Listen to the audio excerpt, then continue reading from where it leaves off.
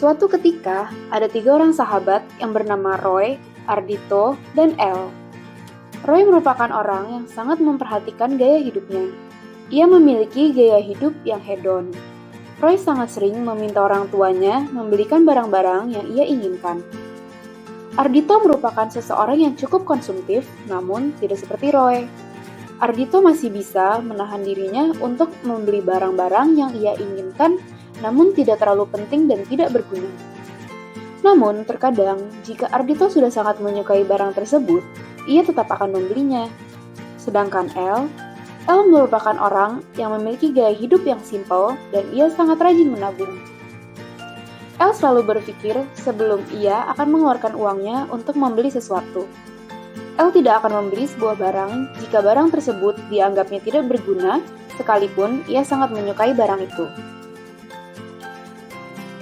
Setelah sekian lama ketiga sahabat ini tidak bertemu karena adanya pandemi COVID-19, mereka akhirnya memutuskan untuk bertemu di sebuah mal di Jakarta. Mereka pun melepas rindu yang telah mereka simpan setelah sekian lama tidak bertemu.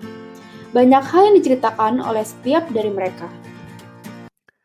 Hai guys, udah lama banget nih nggak keluar bareng. Apa kabar kalian? Selama COVID, pada ngapain aja nih kalian semua? Baik bro, masih sehat nih gue. Gila bro, selama covid gue gabut banget. Biasanya jalan-jalan, terus tiba-tiba gue harus di rumah aja. Sama nih, gue juga gabut banget nggak ada kerjaan, bingung mau ngapain. Terus capek juga kan, kelas online gak ada temen yang bisa diajak ngobrol langsung. Oh begitu ya, gue juga nih bosan banget di rumah terus. Guys, tapi tahu nggak? Gue kemarin baru aja ditawarin sama SA-nya LV, exotic piece gitu loh. Terus akhirnya gue langsung suruh bokap beliin dong. Menurut gue sih harga segitu masih murah ya. Terus gila-gila, pada tahu kan jam yang dipakai Drake dibeliin juga dong sama bokap gue. Wow bro, banyak juga yang mau beli ya. Gue juga habis beli barang sih kemarin di online store Nike. Lagi banyak diskon, jadi gue borong 2. Sebenarnya ada sepatu di bola juga sih, tapi gue mikir-mikir masih bisa beli nanti. Lagi pula gue juga lagi nabung buat beli motor. Wah, emang ya cowok-cowok sekarang lebih heboh dari cewek aja, hehe. Mending tuh duitnya kalian simpen guys, apalagi covid tuh belum tahu kapan kan kelarnya. Bahkan pabrik-pabrik besar aja pada tutup tuh. Atau enggak, mending duit shopping kalian tuh buat bantu orang yang gak mampu aja. Ya elah, ngapain coba nabung? Kan duitnya dari ortu. Edit, gue juga mau beli motor sih.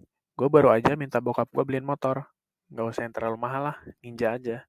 Bokap gue sih kemarin udah suruh gue cari-cari sih, Ninja yang gue suka. Tinggal beli aja nih. Bener juga sih kata El, walaupun gue suka beli barang, gue harus mulai mikir-mikir sih kalau mau beli sesuatu. Kayaknya gue mau mulai kurangin beli barang yang gak diperluin deh. Ah, kalian gak asik banget sih. Selama ada duit mah, habisin aja bro. Yang penting kitanya juga happy. Selalu deh Roy. Udah deh, daripada ngomongin kaidanan lo, mending makan aja. Iya nih, makan aja yuk, gue udah lapar. Yaudah yuk, mending kita cari makan. Ketiga sahabat ini pun akhirnya pergi ke sebuah tempat makan dan melanjutkan perbincangan mereka. Tidak terasa, waktu berjalan dengan sangat cepat, sehingga mereka harus kembali ke rumah mereka masing-masing karena matahari sudah tenggelam. Guys, pulang yuk, udah malam nih. Iya nih, yaudah deh pulang yuk. Seru deh bisa bertemu dan ngobrol-ngobrol sama kalian lagi. Kapan-kapan kita ketemuan lagi ya guys. Iya, seru banget gila hari ini. Kapan-kapan ketemuan lagi ya guys. Jangan lupa buat kontak-kontakan terus. Bye guys, hati-hati di jalan semua. Oke, bye guys. Bye guys. Mereka pun akhirnya pulang ke rumah mereka masing-masing. Namun, saat Roy tiba di rumahnya, ia melihat orang tuanya sedang membicarakan sesuatu dengan raut wajah yang sedih dan marah. Ia pun merasa sangat bingung. Ia tidak tahu apa yang sedang terjadi, sampai akhirnya ia menghampiri orang tuanya dan mereka memberitahu Roy bahwa mereka baru saja ditipu dan sekarang mereka sedang terlilit hutang. Jika hutang tersebut tidak bisa dibayarkan oleh orang tua Roy, maka seluruh aset mereka akan disita. Hal ini menyebabkan Roy menjadi murung dan berpikir apa yang harus ia lakukan. Keesokan harinya, ia pergi berjalan sambil berpikir untuk menjual barang-barang mewah yang ia miliki dan mencoba mencari pekerjaan agar ia bisa membantu melunasi hutang orang tuanya itu. Waduh, masa gue harus kerja sih? Malah semua barang-barang limited edition gue harus dijual lagi buat nutupin utang bokap. Duh, gimana ya? Saat Roy tengah berada di taman, tanpa disengaja, ia bertemu dengan Ardito. Ardito pun bertanya kepada Roy mengapa ia terlihat murung dan mengapa ia berjalan sendirian. Roy, tumben banget lu jalan-jalan sendiri. Biasanya naik motor lu, kalau nggak mobil, haha. Terus kok tumben sih muka lu kusut amat? Putus cinta ya lu? Dih, ngada-ngada lu, Dit. Gue lagi suntuk banget nih. Orang tua gue baru aja kena tipu. Dan kalau mereka nggak bisa bayar utang, aset kita bakal disita semua, Dit. Waduh, kok bisa Roy? Terus gimana dong? Lu sekarang mau ngapain? Gue bingung banget harus ngapain. Gue mau jual barang-barang gue, tapi bingung jual kemana. Mau cari kerja, tapi juga bingung mau kerja apa. Nggak tahu lah, Dit. Gue benar-benar pusing banget. Emang benar ya kata Ele. Harusnya gue nggak usah hedon dari dulu. Harusnya gue sisihin uang untuk ditabung. Bagus deh Roy, kalau udah sadar. Kira-kira gue bisa bantu apa nih? Atau kita mau ketemuan El aja nggak? Mungkin dia juga bisa bantu lu. Ah, gue nggak enak, Dit, sama dia. Gue kemarin udah ngebantah dia. Terus masa tiba-tiba gue datangin dia gara-gara ada masalah kayak gini? Kan nggak mungkin. Nggak apa-apa kali Roy. Kita bertiga kan sahabatan, harus saling bantu juga dong. Yuk, kita ketemuan aja sama El. Gue telepon El dulu ya. Roy pun akhirnya setuju untuk bertemu bersama El. Ardito akhirnya menelpon El dan menceritakan mengenai kejadian ini dan mengajaknya untuk bertemu. El pun akhirnya setuju untuk bertemu dan mereka memutuskan untuk bertemu di taman. Hai guys, gimana Roy? Apa yang kira-kira bisa gua sama Dito bantu? Sebenarnya bokap gue tuh lagi terlilit utang, Ele.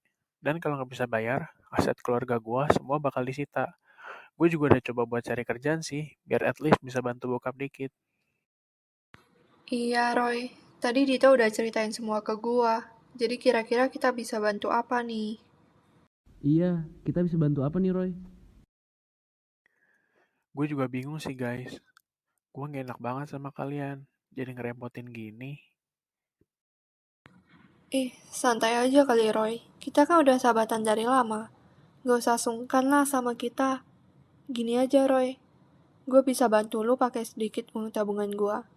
Emang jumlahnya nggak banyak, tapi semoga aja bisa ngeringanin beban lu deh. Iya Roy, gue juga bisa kok kasih sedikit tabungan gue. Janganlah, guys. Kalian nggak perlu kayak gini. Gue juga nggak enak. Kan salah gue juga. Nggak apa-apa kali Roy, selagi gue bisa bantu bakal gue bantu kok. Iya Roy, santai aja. Nanti kita bantuin lu buat jualin barang lu juga dan cari kerjaan kalau masih perlu. Pokoknya sekarang yang penting masalah lu bisa selesai dulu dan lu nggak murung kayak gini lagi. Makasih banyak ya, guys. Gue nggak tahu lagi kalau nggak ada kalian gimana. Kalian emang sahabat terbaik. Maafin gue ya, guys. Terutama Ele. Sekarang gue tahu kalau uang itu nggak gampang didapat. Dan seharusnya gue bisa lebih bijak lagi buat pakai uang yang dikasih orang tua gue. Harusnya gue bisa nabung uang itu dan gak usah hidup hedon.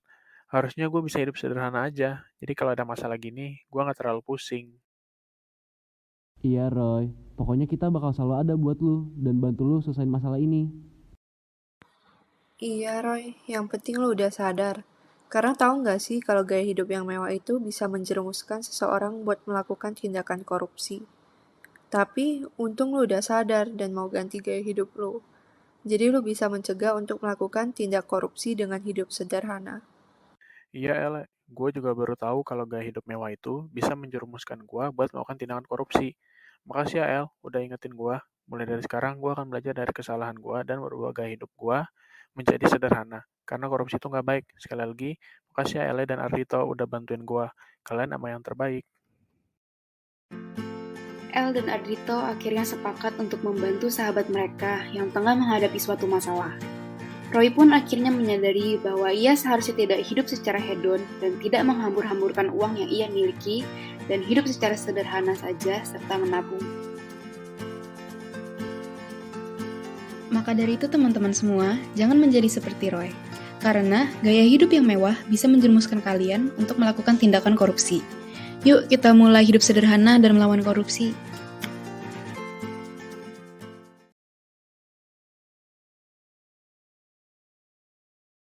Halo semua, perkenalkan kami dari kelompok 4. Jadi, di short movie kali ini, kami memilih Bapak Habibie selaku mantan Presiden Republik Indonesia yang ketiga sebagai tokoh inspirasi kami. Mengapa kami memilih beliau? Karena menurut kami, meskipun Bapak Habibie sudah memiliki jabatan yang tinggi di negara ini, namun Pak Habibie hidupnya masih secara sederhana. Lalu mengapa kami memilih cerita seperti ini?